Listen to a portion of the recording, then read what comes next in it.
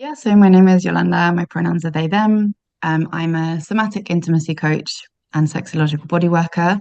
Um, I think the easiest way to describe broadly, I guess, what I do is just getting people in touch with their bodies, um, and being able to kind of, yeah, feel, I guess, um, on a broader on a broader spectrum. And how did you get into that kind of work? Was there an experience that brought you towards somatics, or what was it that drew you into that world? So I still am, but also have been for a while, a sex and relationships educator in schools. So I work with an organization that goes into secondary schools mainly.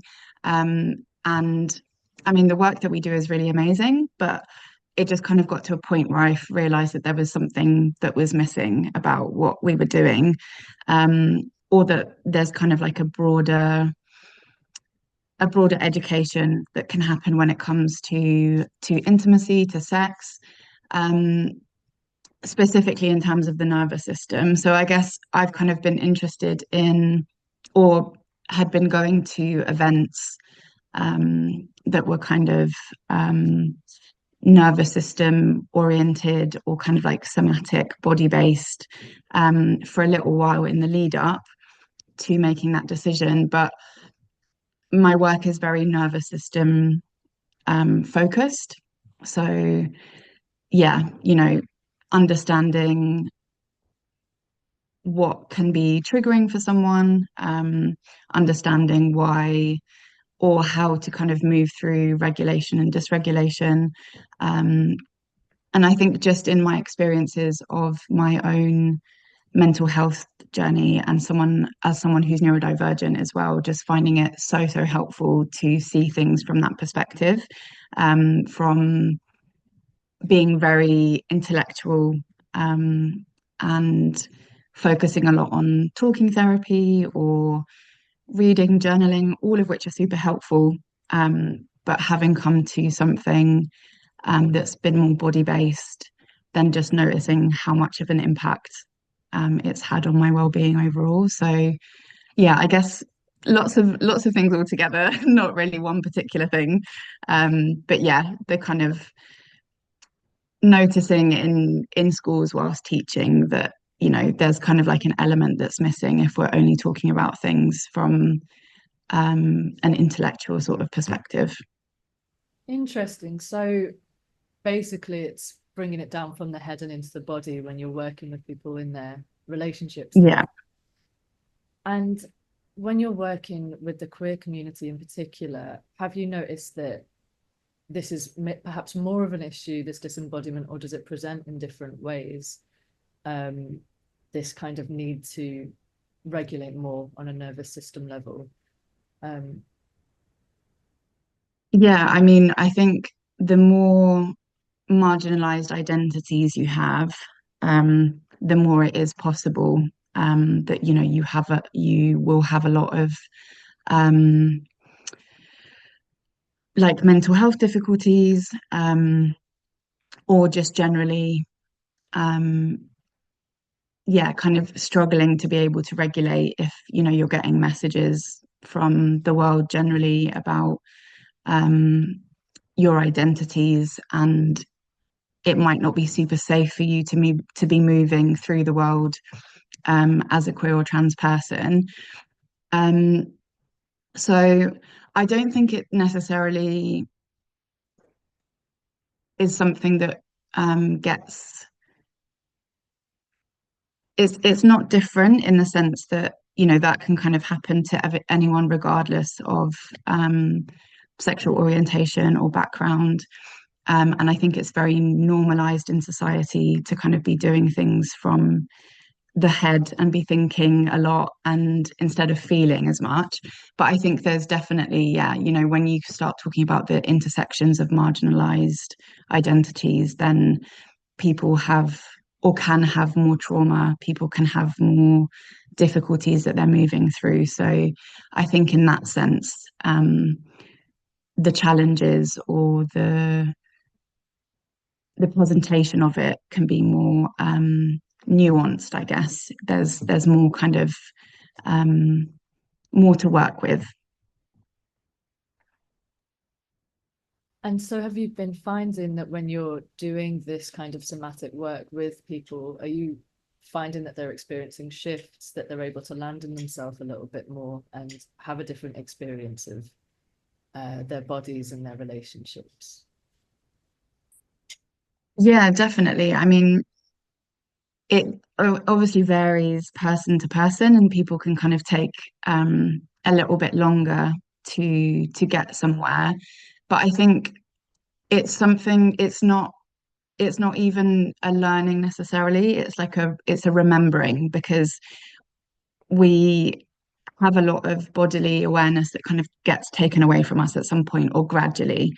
Um, so it's not so much like this is something completely new that you have to figure out again. It's just like, how do I get back to what is actually um, a natural state for my body and a natural state as a human and an animal, that we've just been kind of told that we need to push to one side. Um, so yeah, I mean, it varies person to person, but I think when people do start feeling more comfortable and safe in their bodies, then there's really significant shifts cognitively. Because obviously, I'm talking about the body and the brain, but it's really about the two working together. And yeah, people who even might not have thought that it was something that they would be able to kind of tap into. Um, yeah, I've seen really significant shifts in people that have been really amazing. Amazing. And so we ask everyone that we speak to, what would be your intention if you could give one gift to the queer community, to people through the work that you do? What would that feeling be that you could offer? That's such a great question. Um,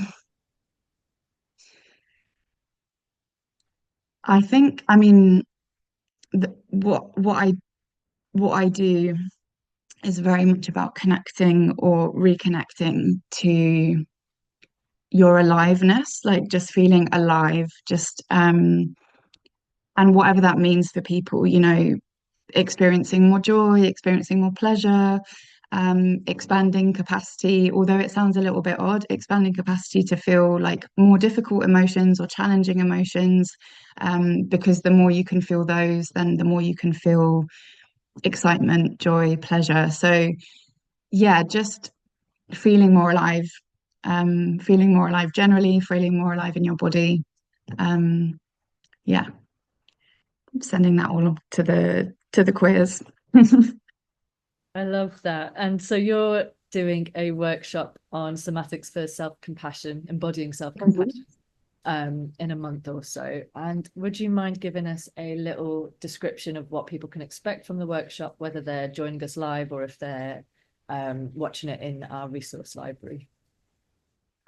Yeah, so there'll be kind of a bit of a short intro just about what self-compassion means, from a kind of dictionary perspective, but also what that might mean to people who are in the workshop.